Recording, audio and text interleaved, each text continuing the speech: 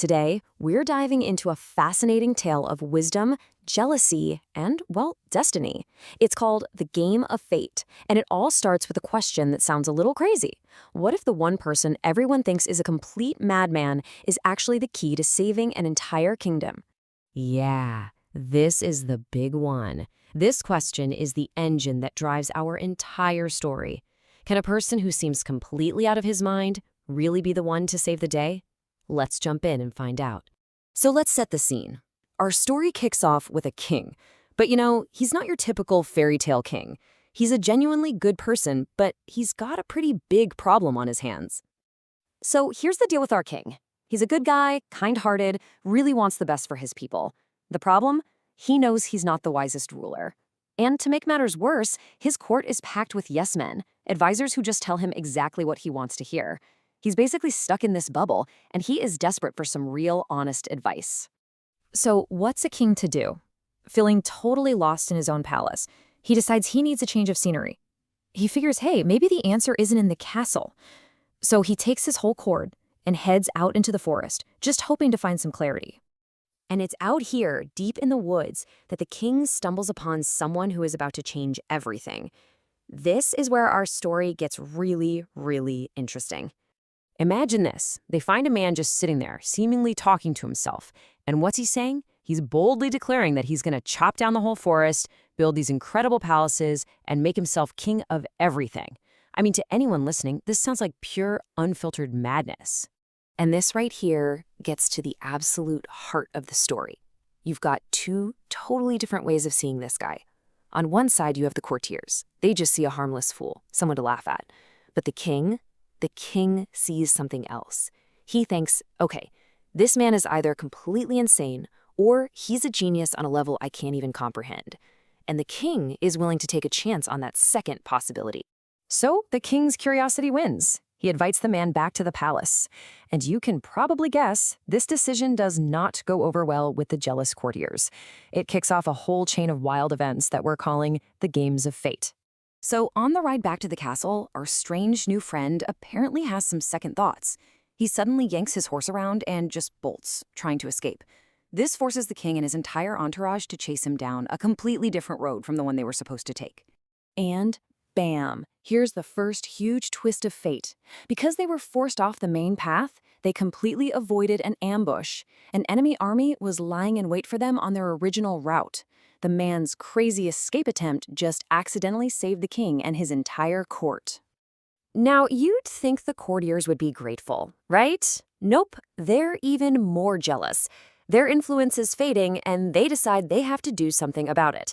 So they cook up their first plot, a simple, cruel trick to get the newcomer in big trouble. They go up to him, pretending to be helpful. Hey, just so you know, they say, it's a tradition around here, to start the court session, you have to slap the king. He'll love your boldness and give you a huge reward. They're just counting on him being naive enough to fall for it. And unbelievably, he does it. He walks right up to the king and gives him a slap, knocking the crown right off his head. The courtiers are probably hiding their smiles, thinking they've won, until a venomous scorpion crawls out of the fallen crown. The very act that was supposed to ruin him has once again saved the king's life. Okay, so now the courtiers are in full-blown panic mode. This guy is being hailed as a hero.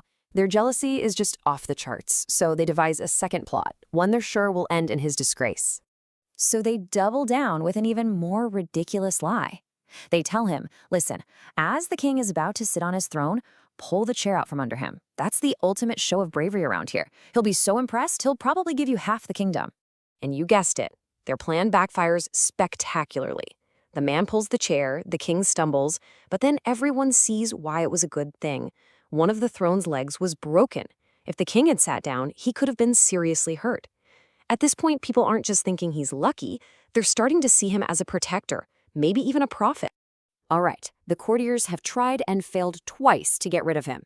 Their envy has now boiled over into pure desperation. They decide to make one last massive gamble, one that puts the entire kingdom on the line. This is the ultimate test. They've moved way past petty tricks now. This is outright treason. Look at this plan. They secretly get in touch with a rival king and convince him to declare war. They even promise to betray their own army from the inside. and they only ask for one thing in return: the death of the madman, who the king has now made a general. So the trap is set. A duel is arranged between our hero and the enemy king. But just as they're about to fight, fate plays its most unbelievable card yet. Out of nowhere, a lion leaps from the trees and attacks the enemy king. So what does our hero do? He doesn't see an enemy he's supposed to kill. He just sees a human being in mortal danger. Without a second's hesitation, he rushes in, fights off the lion, and saves the life of the very man who was there to end his. The enemy king, stunned and saved from certain death, is just completely overwhelmed by this act of pure honor. He calls off the war on the spot. He declares, "We do not want war. A man this brave and honorable is no enemy of mine." The plot designed to start a war has actually created a lasting peace. Incredible. So after all that chaos, all the backstabbing, and all those miraculous twists and turns, what's the big lesson here? What are we supposed to take away from this incredible story? Well, once the dust settles and the courtier's treason is exposed, one of the king's wise old advisors just sums it all up perfectly. He says, "Whom God gives honor, no power in the world can take that honor away." Their petty schemes were doomed from the start because they were fighting against something much bigger than just one man. And that leaves us with the story's final, lingering question, one we should probably ask ourselves more often. How many times do we dismiss something